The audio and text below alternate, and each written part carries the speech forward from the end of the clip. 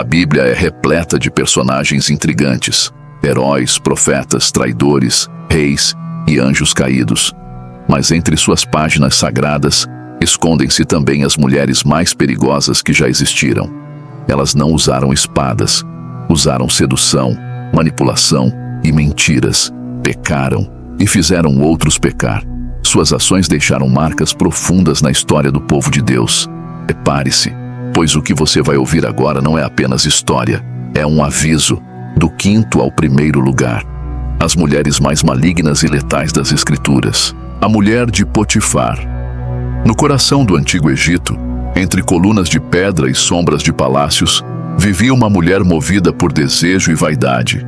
Ela era esposa de Potifar, oficial do faraó, e ela tinha olhos apenas para um homem, José. José, vendido como escravo pelos próprios irmãos, encontrou graça aos olhos de seu senhor. Sua fidelidade, sabedoria e temor a Deus o tornaram administrador da casa. Tudo estava sob seu comando, e Potifar confiava plenamente nele. Mas a mulher de Potifar começou a observá-lo com outros olhos. A Bíblia a descreve como uma mulher que, movida pela luxúria, e talvez pelo tédio ou desejo de controle, persistentemente tentou persuadir José a dormir com ela. Dia após dia, ela insistia. Gênesis 39, versículos 7 a 10. Mas José, fiel ao seu Deus, recusava. Ele sabia que ceder não era apenas trair seu senhor, era pecar contra o próprio Deus. Ela não aceitava o não. E então, armou. Aproveitou-se de um dia em que estavam sós. Agarrou José pelas roupas e exigiu que ele deitasse com ela. Ele fugiu, mas ela ficou com a veste em mãos. Então, gritou, e com uma mentira, destruiu a reputação de um inocente, acusando José de tentar agredi-la sexualmente usando a roupa como suposta prova. Gênesis 39, versículos 11 a 18. José foi lançado ao cárcere, mesmo sem culpa. Mas mesmo ali, Deus estava com ele, porque a verdade sempre resiste à prisão. Deus o exaltou. José se tornaria governador do Egito anos depois, salvando nações inteiras da fome. A mulher de Potifar é o símbolo daqueles que usam a mentira como arma e a luxúria como disfarce. Por sua mentira, desapareceu das Escrituras. Seu nome é lembrado apenas como símbolo da falsidade, Dalila. Algumas mulheres erram por fraqueza, outras por ganância. Mas Dalila, ela prosperou no mal.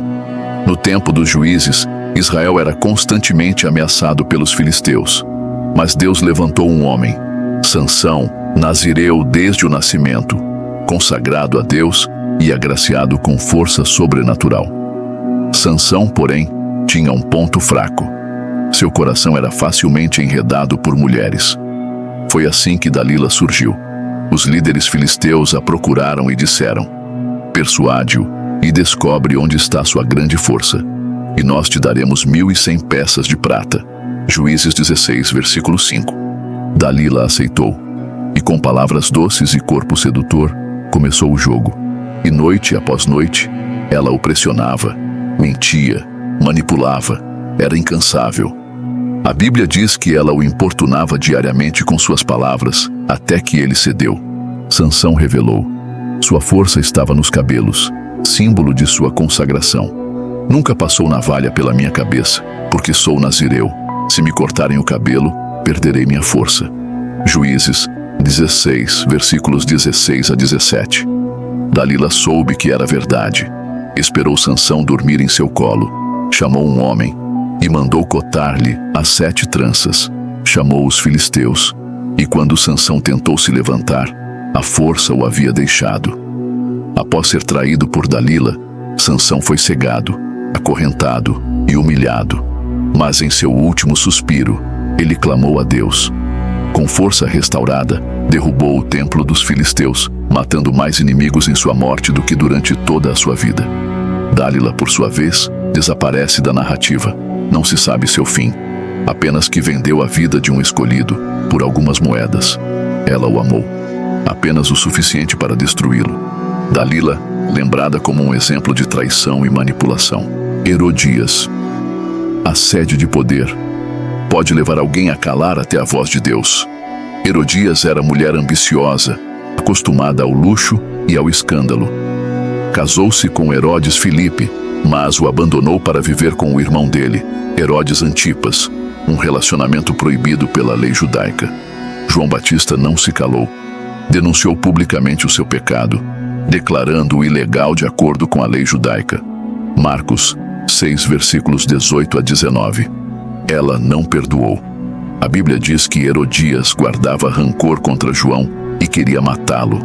Mas Herodes tinha medo, pois sabia que João era um homem justo e santo. No entanto, Herodias foi paciente e esperou sua oportunidade. Na festa de aniversário de Herodes, Salomé, filha de Herodias, dançou diante dos convidados.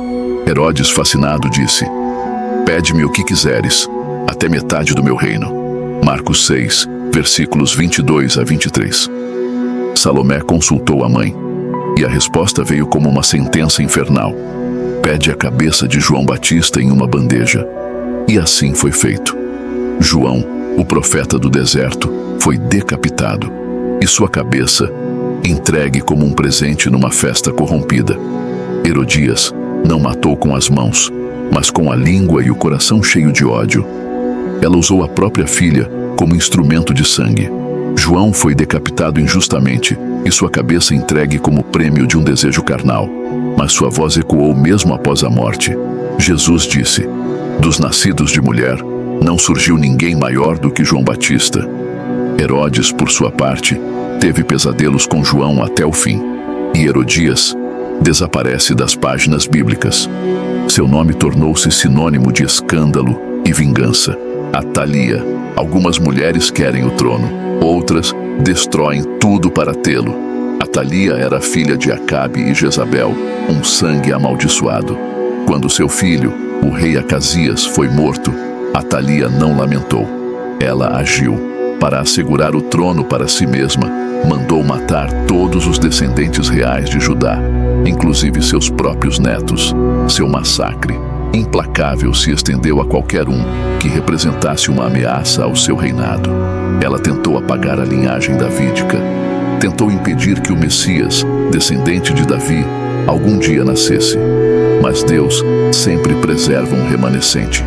Joás, um bebê salvo e escondido durante 6 anos no templo, sob os cuidados do sacerdote Joiada e sua esposa.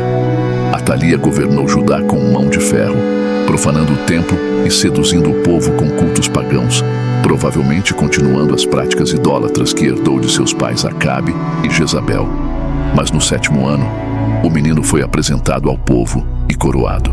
Segundo Reis 11, versículos 12 a 16, descreve a dramática reviravolta nos eventos. Então ele trouxe o filho do rei e colocou a coroa sobre ele e deu-lhe o testemunho. E eles proclamaram o rei e o ungiram, e batendo palmas, clamaram: "Viva o rei!" Ao ouvir os gritos de aclamação, Atalia correu e gritou: "Traição, traição!" Mas foi capturada e executada fora da casa do Senhor, para que seu sangue não profanasse o sagrado.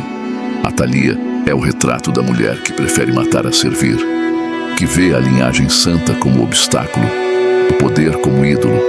Seu reinado de trevas chegou ao fim e o templo do Senhor foi purificado.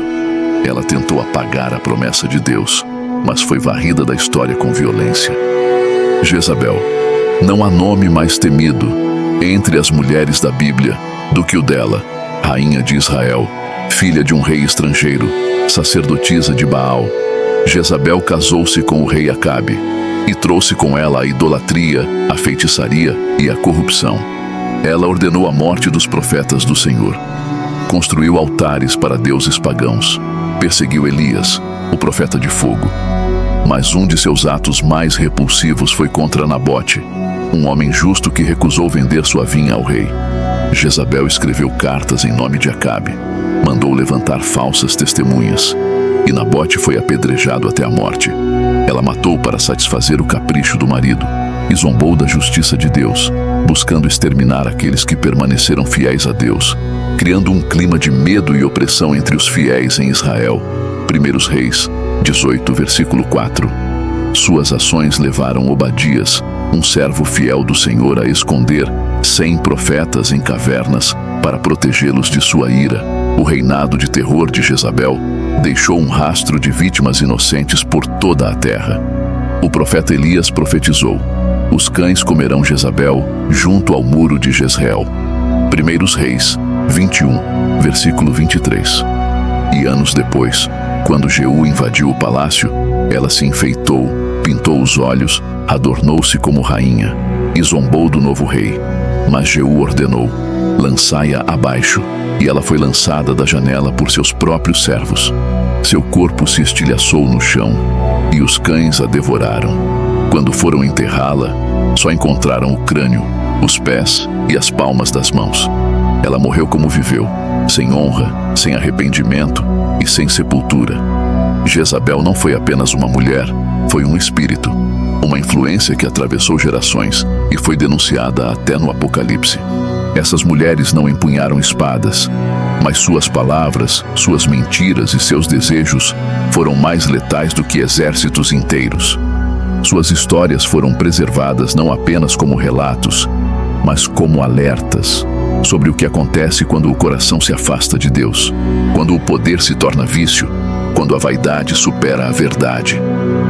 Elas marcaram a Bíblia com sangue, com traição e com o tipo mais sutil de maldade, aquela que se esconde por trás de um rosto belo, uma voz suave e intenções mortais. E se você deseja continuar desvendando os mistérios ocultos das Escrituras, siga o Nephilim Files e comente qual tema gostaria de ver nos próximos vídeos. Estou sempre trazendo novas revelações que vão desafiar sua percepção da realidade.